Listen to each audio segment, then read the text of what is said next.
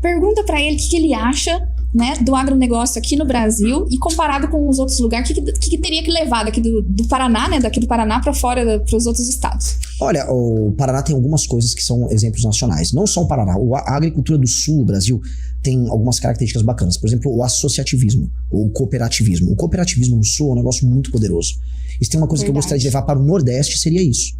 As cooperativas, famílias de pequenos e médios proprietários que trabalham em conjunto, juntam a produção, vendem aquilo num lote só. Aí você consegue ter um só trabalho de logística, os caminhões que fornecem que trabalham com a cooperativa, o trabalho com o cliente. Isso é tudo muito bom, muito inteligente. A obtenção de crédito, por exemplo. Né? Você consegue racionalizar, inclusive, os gastos. Isso é uma cultura que precisa se expandir e precisa ser levada, e eu volto, claro, especialmente pro Nordeste. Inclusive, uma parte disso foi via os gaúchos que foram lá pro oeste da Bahia. Tem muito gaúcho no oeste da Bahia e levou isso. Um problema que tem aqui na agricultura do Paraná é o problema logístico. Né? Para escoar a produção, vocês têm uma ferrovia. Mas, tirando isso, essa rodovia horrorosa que vocês têm que vai até Paranaguá, que é horrorosa. Como é que pode, assim, uma produção gigantesca? Se eu não me engano, é o segundo ou a primeira área, vamos dizer, mais produtiva do mundo em termos de metro quadrado para produção de agricultura do mundo. E escoando toda essa produção numa rodovia vagabunda que o cara tem que desviar do buraco, que tem acidente de caminhão. Isso não faz nenhum sentido. Porque assim, não adianta nada você ser altamente produtivo por quilômetro quadrado, por hectare, como acontece aqui, se no fim do dia tem um gargalo que é logístico, os caminhões passando numa rodovia de mão única, né? Isso, assim, no estado como o Pará precisava ter super rodovias para você escoar pro porto, as ferrovias tinham que ser rápidas e ampliadas, esse tipo de trabalho tinha que ser meio óbvio. E o outro problema pro agro do Paraná é o problema fronteiriço que eles têm com essa questão de invasões indígenas na região de Guaíra, região da fronteira mesmo com o Paraguai. Você perder uma propriedade e não conseguir trabalhar porque um índio paraguaio invadiu, isso é piada.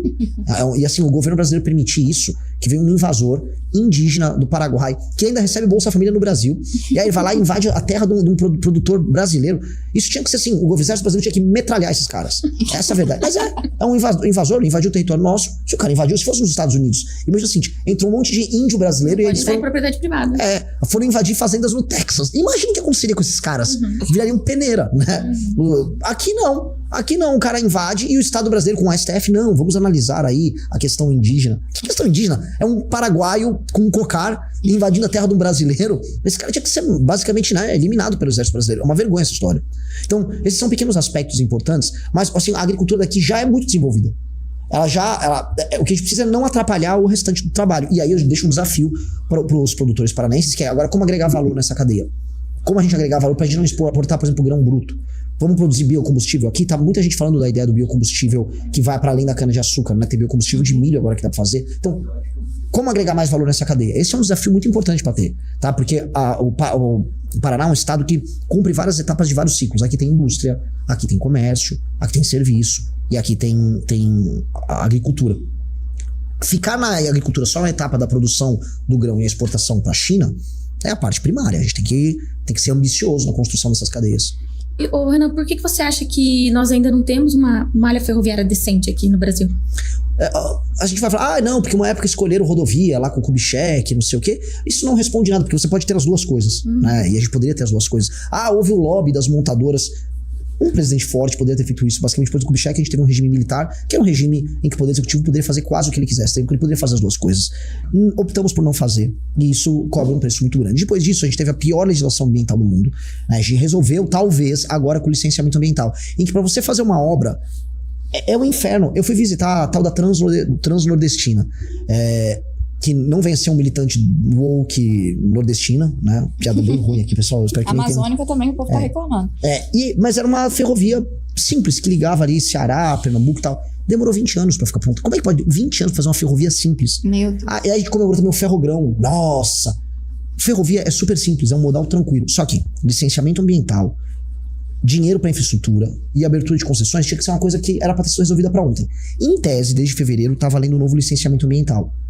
Tá? Se o governo tiver mais dinheiro para investimento em infraestrutura, tem que tacar grana em ferrovia. Isso facilita muito o trabalho. Assim, barateia demais a produção nossa, pra gente consegue exportar. Né, tem um modal que, além de mais barato, ele é rápido, ele não tem trânsito, ele não tem mau humor do motorista, não tem nada, não tem acidente no caminho. É super tranquilo. Então, temos que investir nisso. Assim, a ausência disso é apenas entraves burocráticas que a gente criou e falta de dinheiro puro e simples. Eu vejo assim que aqui no Brasil tem um histórico de resistência à reforma fiscal profunda, né? Então, como que você pretende convencer, né, as pessoas, especialmente da classe mais baixa, por exemplo, que depende de auxílios, né, que a redução da máquina pública é o melhor caminho, né? Enquanto os adversários estão querendo, né, aumentar a máquina pública, né? Acho assim, existem muitas pessoas que são humildes, são mais pobres e são muito trabalhadoras, e eu vou falar com elas. Existem outras que são, vamos dizer, pessoas que dependem do auxílio simplesmente para sobreviver. Às vezes uma mãe que mora num lugar no interior de uma cidade que não tem emprego, e se não tiver um auxílio, ela morre de fome. Eu não vejo o problema de oferecer um benefício para essa pessoa. Agora, existem muitas pessoas, que é uma pessoa que está em idade para trabalhar, saudável, às vezes um homem de 25 anos, uma mulher de 30 anos, e ela recebe um auxílio aqui e faz um bico ali. Essa pessoa eu vou botar para trabalhar. Essa pessoa eu vou botar para trabalhar. Como? Frentes de trabalho. Todo município que tem um percentual de pessoas que vivem de auxílio alto vai ter uma frente de trabalho para trabalhar na parte de infraestrutura. Se vamos aumentar os salários, você vai trabalhar 4 vezes por semana aqui em tarefas que a gente estabelece junto com o governo federal e os municípios pra gente colocar, vamos botar a galera pra trabalhar, vamos arrumar a estrutura das cidades, né? Aí não quer. A minha pergunta é, não quer? Né? Vamos colocar, e sem problema. Agora, a parte fiscal não passa só por resolver a questão dos benefícios fiscais, benefícios sociais.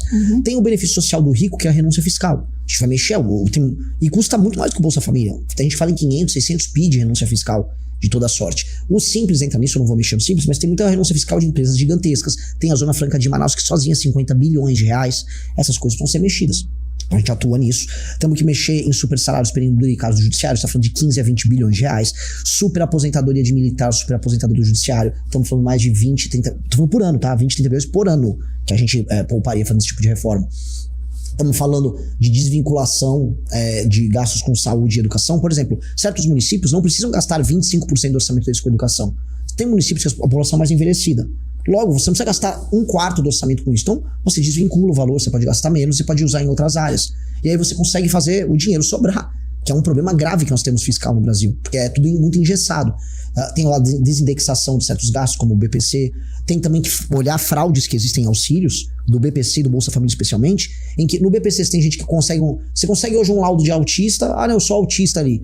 Um cara te dá um laudo, você vai no juiz, pega um BPC, é praticamente um salário mínimo que a pessoa pega por mês, com um laudo. Pô, calma aí, tem muita fraude, a gente tem que cortar essas fraudes, é injusto. Porque quem paga isso no fim do dia é o entregador, é o Uber que você pegou. Aquele Uber que você pegou é um cara que tá ralando, tá trabalhando desde cedo. Se ele me ouviu na rádio de manhã, ele me ouviu desde as 7 da manhã e deve estar trabalhando agora. Esse cara tá pagando auxílio eventualmente ilegal de alguém.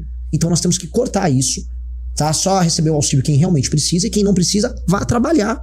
E a gente ainda vai ajudar o cara a trabalhar. Vai botar pra trabalhar. Agora, o que não dá é a pessoa que trabalha sustentar quem não trabalha. Esse jogo não tá valendo a pena pra ninguém.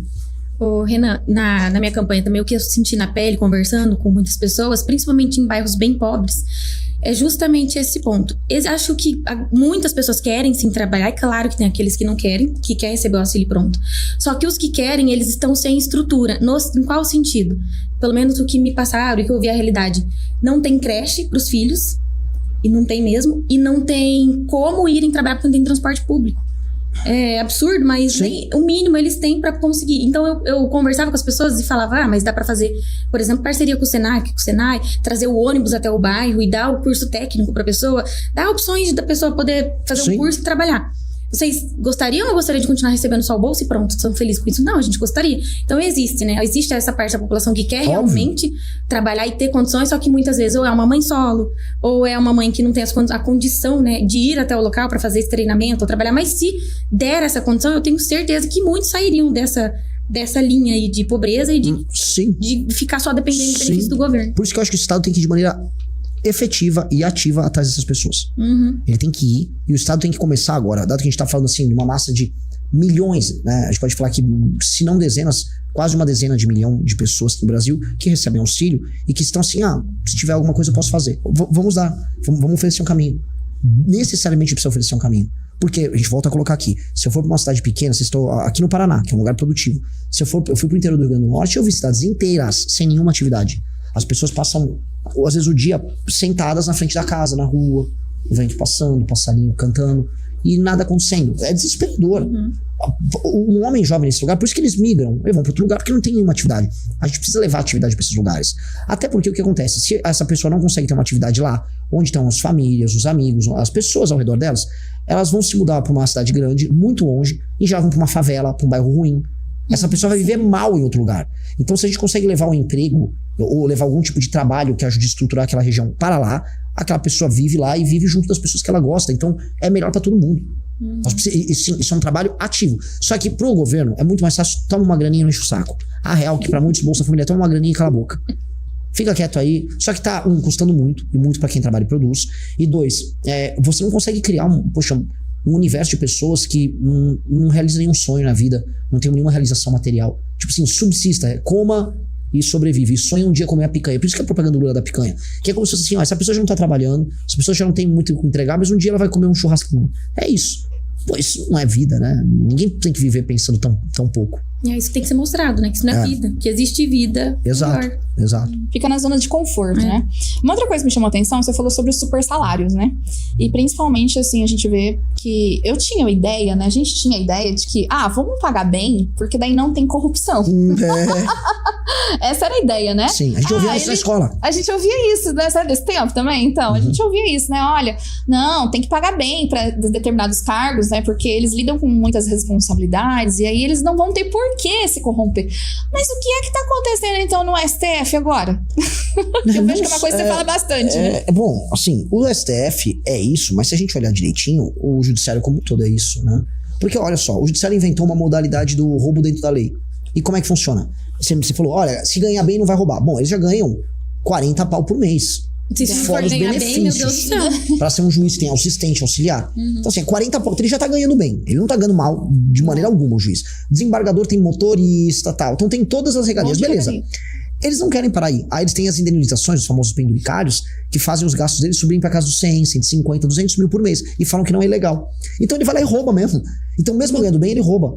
A ideia de que a pessoa não vai roubar porque ela tá ganhando bem é uma ilusão. Porque as pessoas são feitas de status. O cara fala assim, pô, eu sou juiz, eu sou importante aqui, eu vou ganhar quanto que eu quiser. E vocês se adaptem.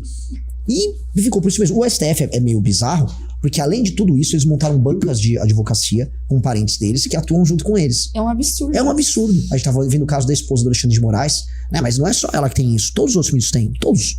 E tem e não estão ligando. E estão fazendo negócio e a vida tá seguindo. E o que você ouve é... Não, mas contrata aquele escritório que aquele ali é certo. Ainda mais se cair comigo. Né? Contrato da minha esposa que se cair comigo eu resumo.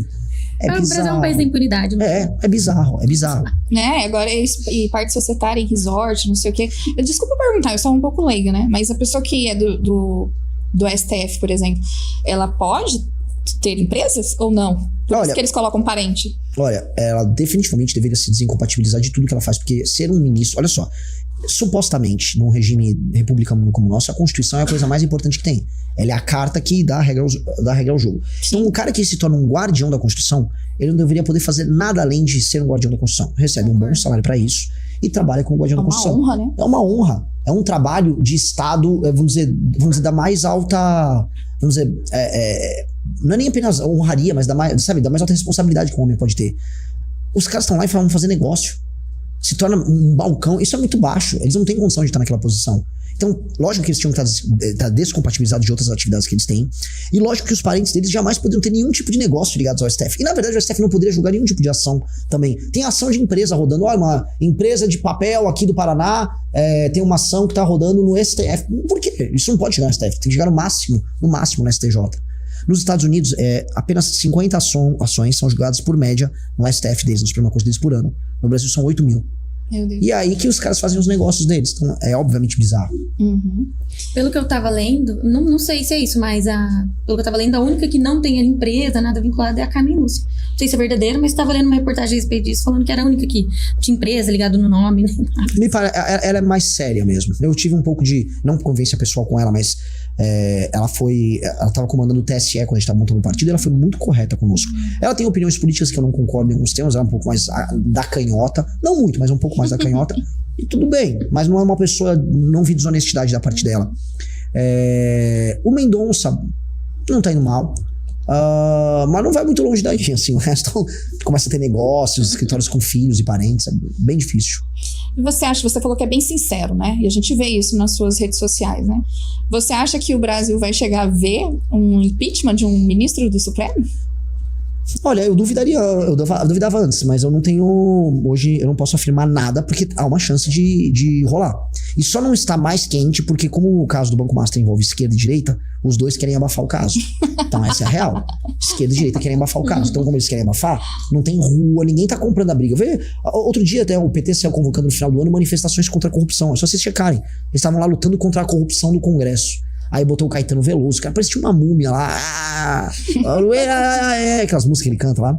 Botou lá Fernanda Abreu, artistas globais, etc., cantando músicas, lutando contra a corrupção. Veio o escândalo do Banco Master, não teve um caminhãozinho de som vermelho mais. Sumiram. O bolsonarismo, eles juraram que convocaram uma manifestação contra a corrupção no domingo passado, retrasado. Chequem. Vejam o discurso do Flávio Bolsonaro. Era um discurso de campanha. Ele foi fazer campanha. Então eles não querem falar desse assunto, eles querem fingir que esse assunto não existe. O senador Alessandro Vieira, um homem sério, tenho discordâncias ideológicas com ele em alguns temas, mas ele é um homem sério. Ele foi coletar as assinaturas para uma CPI envolvendo o Toffoli e o Xandão. O Flávio Bolsonaro só foi o 29º a assinar. Mas o que isso quer dizer? Ué, com 27 você conseguiria. Então ele esperou conseguir, aí depois ele assinou só para não xingarem ele. A galera da esquerda não assinou. A esquerda não quis entrar. Então, ou seja, bolsonarista e não bolsonaristas, os caras estão tudo... Então é difícil. Dito isso, entretanto, os escândalos são tantos, se a moral tá caindo tanto do STF, que você vai precisar de uma espécie de um bode expiatório. É isso que eu pensei. O bode expiatório era o Toffoli, já ficou pequeno demais. Ele virou um bodinho pequeno, é uma cabrinha. Agora tá precisando do cabrão, né?